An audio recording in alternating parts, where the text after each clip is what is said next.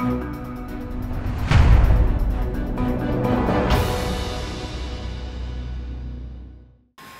und herzlich willkommen hier auf meinem YouTube-Kanal zu einem weiteren Quick-Tipp. Und zwar soll es heute einmal darum gehen, wie stelle ich das Frequenzband um von 2,4 GHz auf 5,8 GHz und umgekehrt.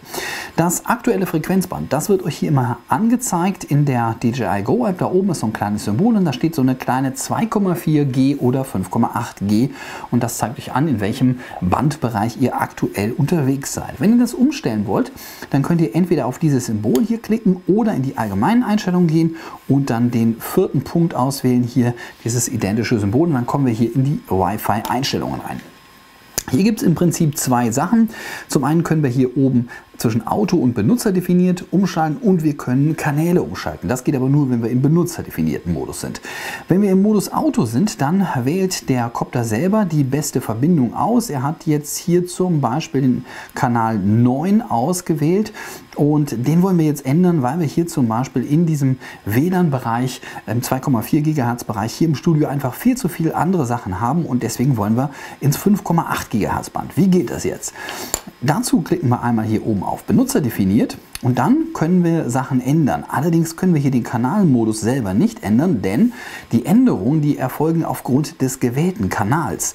Die Kanäle 1 bis 13, das sind die Kanäle im 2,4 GHz Band und die Kanäle 149 bis 165, das sind die Kanäle im 5,8 GHz Band.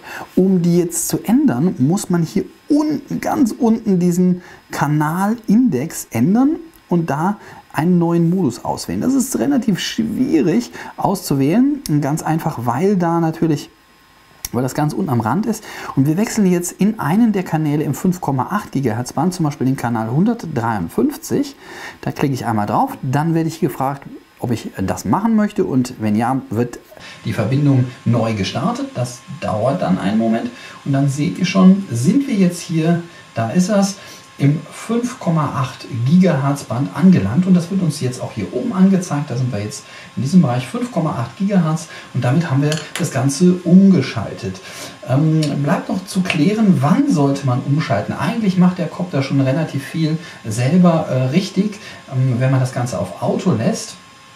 Wenn man das selber auswählen will, sollte man wissen, man hat mit den Kanälen im 2,4 GHz Band die größere Reichweite und die größere Durchdringung, auch wenn ihr zum Beispiel irgendwo fliegt, wo so ein bisschen Vegetation noch ist. Allerdings ist das auch der Bereich, der am vollsten ist, in dem auch die meisten anderen Anwendungen wie Babyphone, WLAN und sich tummeln.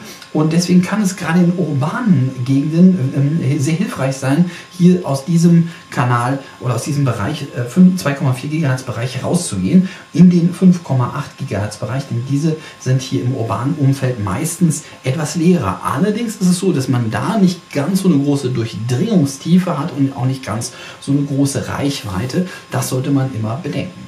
Ja, so könnt ihr das Ganze umschalten. Ich hoffe, mein Tipp war hilfreich für euch und falls ja, dann freue ich mich hier immer über nette Kommentare hier unten drunter. Gerne auch einen Daumen nach oben da lassen, würde mich echt freuen. Empfehlt mich weiter und falls ihr es noch nicht gemacht haben solltet, dann abonniert hier meinen Kanal. Von mir zum Abschluss wie immer vielen Dank fürs Zuschauen und tschüss, bis zum nächsten Mal.